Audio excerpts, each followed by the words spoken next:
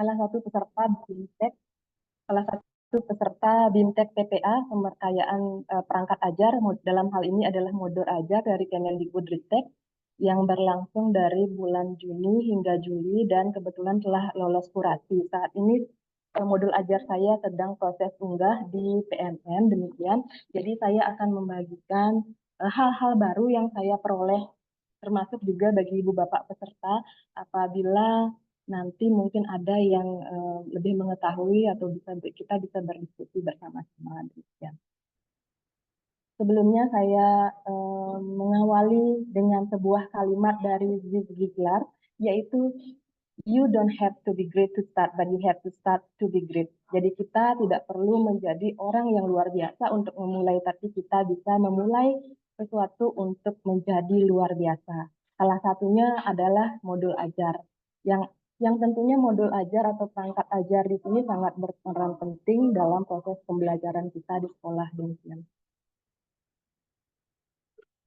Ibu Bapak, saya mohon izin bertanya. Jadi kemarin dari Ketua Komunitas telah membagikan di link WhatsApp Group terkait dengan CP maupun ATP yang Ibu Bapak ajar masing-masing. Saya mengharapkan bahwa Ibu Bapak semuanya telah memiliki CP terbaru. Jadi ada CP terbaru yang terbit itu di bulan Juni tahun 2024. Kebetulan untuk mata pelajaran kejuruan yang saya ampu tidak ada perubahan, tapi barangkali di mata pelajaran yang umum atau yang sebelumnya dikenal normatif adaptif barangkali ada perubahan, atau mungkin di guru SD, di mata pelajaran SD, SMP atau SMA mungkin ada perubahan.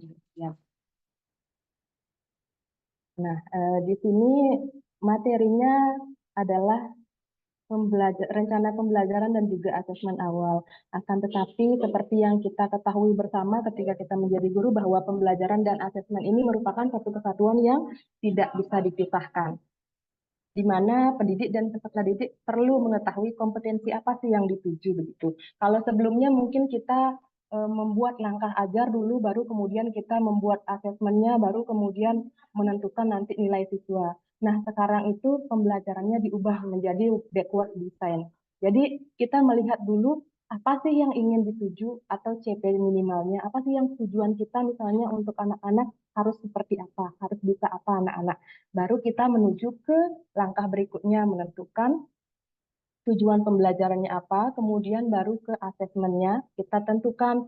Nah, dalam hal ini asesmen itu ada dibagi menjadi dua, yaitu formatif dan juga asesmen sumatif. Kemudian setelah itu baru kita menyusun langkah pembelajaran apa kira-kira yang bisa menunjang atau mencapai tujuan pembelajaran tersebut. Begitu. Jadi ini saling berkait semuanya. Nah, di sini saya menjelaskan lebih lanjut bagaimana sih keterkaitannya. Di dalam tahap pembelajaran itu ada tiga, ada pre-teaching, while teaching, dan post-teaching, atau sebelum pembelajaran, kemudian ketika pembelajaran, dan post-teaching. Yang kita bahas sekarang adalah di pre-teaching-nya atau persiapan untuk pelaksanaan pembelajarannya. Nah, dalam tahap pembelajaran tersebut itu nanti akan ditunjang atau kita perlu menyusun asesmen-asesmen yang akan mencapai kompetensinya. Nah, asesmen itu ada tiga fungsinya, ada asesmen as learning dan asesmen for learning, yang di sini berkaitan dengan asesmen formatif, sedangkan asesmen of learning itu berkaitan dengan asesmen sumatif. Ya, jadi asesmen as learning itu terkait dengan proses pembelajaran dan asesmen for learning terkait dengan perbaikan pembelajaran. Keduanya ini merupakan asesmen formatif. Ibu Bapak mungkin sebelumnya pernah mendengar istilah asesmen diagnostik.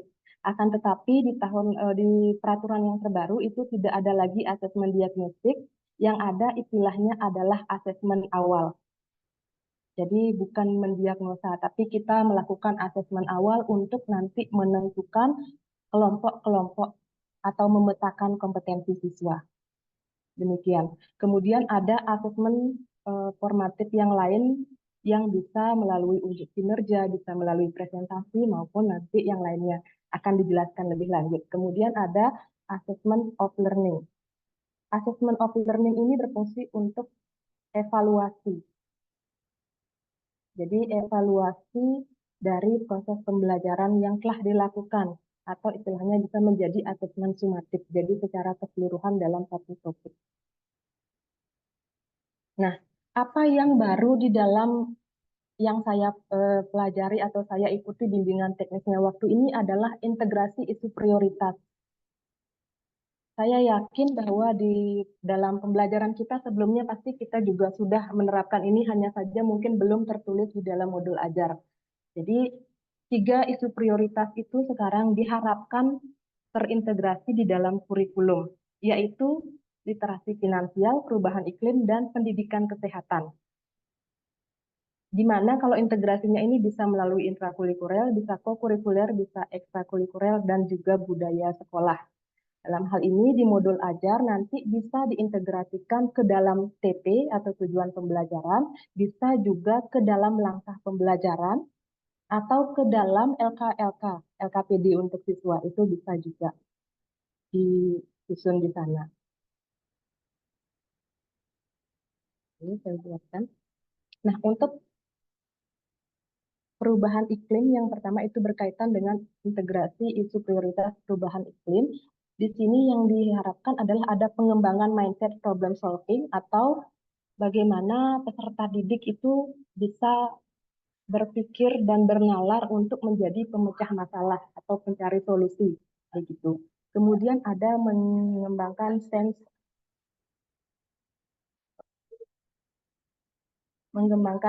of wonder-nya atau sikap dan karakter